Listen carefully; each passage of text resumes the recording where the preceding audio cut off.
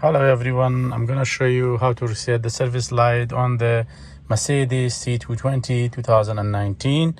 So what you need to do, you need to turn the ignition for the first point, so the airbag light coming on. Then go into the trip meter. This is the one, trip meter. Then what you need to do, you need to see the airbag first.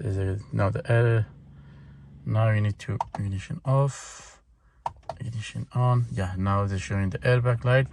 So hold that button for 3 seconds, then quickly after 3 seconds press the middle button, so like that and that. Then coming down to sys plus, then but need to be ignition on after that. Then going to full service, then going to confirm service.